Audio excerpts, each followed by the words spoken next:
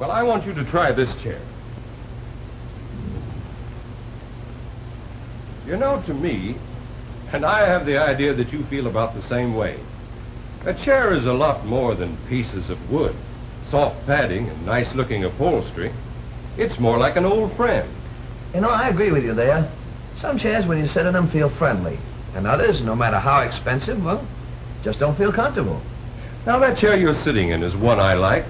It's restful and lazy feeling. Don't you think so? Yeah.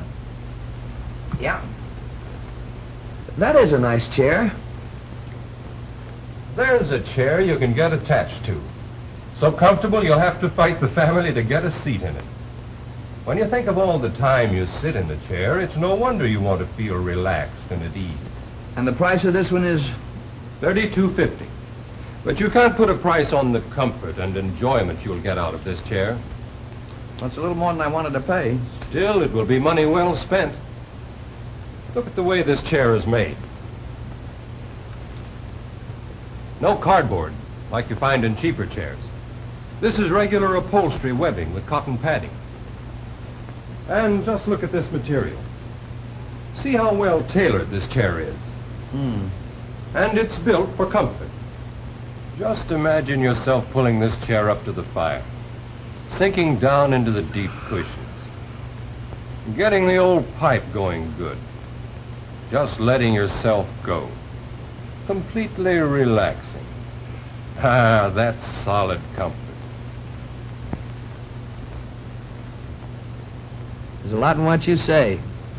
Yes, sir. And that chair is designed to fit your body. It's no accident you feel so comfortable when you sit in it. It's built for comfort. Feels easy, all right. I can have your chair delivered this afternoon so your wife can enjoy it tonight.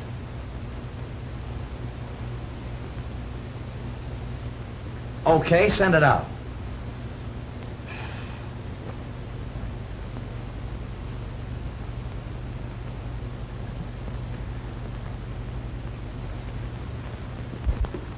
Hello, Ed. Oh. Well, looks like you bought out the town. Not quite. My wife sent me on a shopping spree. You know how it is. Yes. Say, when did you start smoking a pipe? Today, I went in to buy some cigarettes, and the salesman was so darn enthusiastic about pipe smoking, first thing I knew I bought a pipe. That happens a lot. Nice-looking hat you got there. I like it myself. But I never came so near punching anybody without doing it. Is that so? One of those fresh clerks who doesn't give you a tumble, he got on my nerves. Had to go to Walker himself to get the hat I wanted. Yeah, you run into some funny things at times. I want to show you something.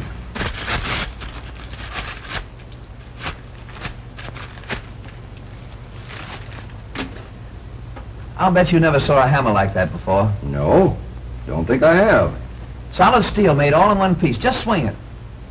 Feel that balance, isn't it slick? And look at that swell grip. No more loose heads or broken handles for me. Guess you got quite a selling on this hammer. The fellow that sold me that sure knew his hammers. And was he different from a shoe salesman I ran into today? Yes? Yes, a wise guy.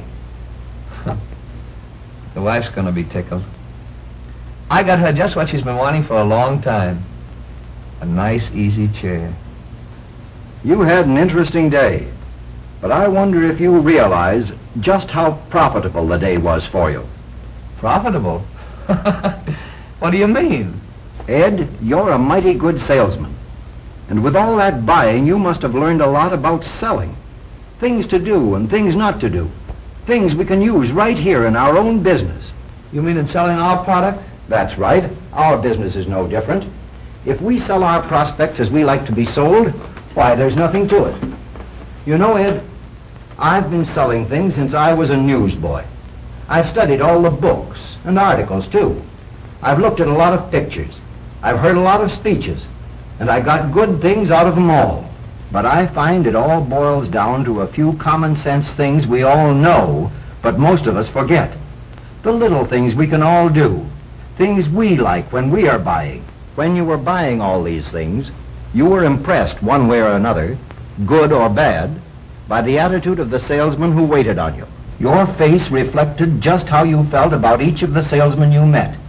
You reflected the treatment you got. Now we can put all that to our advantage. You know enthusiasm is a great thing in selling, and that it pays to build it up. We don't have to shout, but we can throw ourselves into every sale with sparkle and conviction.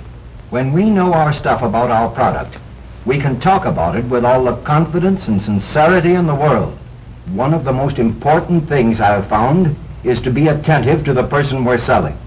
When we do that, we make the prospect feel that his interest is close to our heart. Everybody likes that. People we meet in the store are new friends, and they appreciate it when we go out of our way to let them know we're friendly toward them, like we do in our own homes. You know what it means to get the prospect on your side. There's nothing that makes anyone feel better than real helpfulness. We know it pays to give the prospect credit for having some knowledge. Let him open up. Tell us where we're wrong. Then, with the tips we get from him, clinch the sale. It's so easy for us to be these things. Enthusiastic, attentive, friendly, helpful, and sincere. You know that too, because you do it yourself, whether you realize it or not. That's why you're successful. When we do those things in our business, the prospect reflects the salesman's attitude, just as you did. By being smart and on our toes, selling is simple.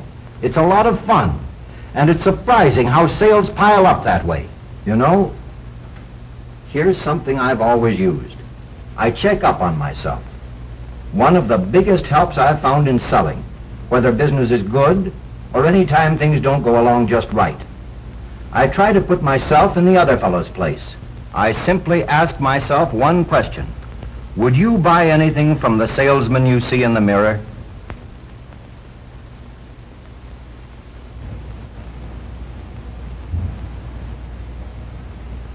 I wonder.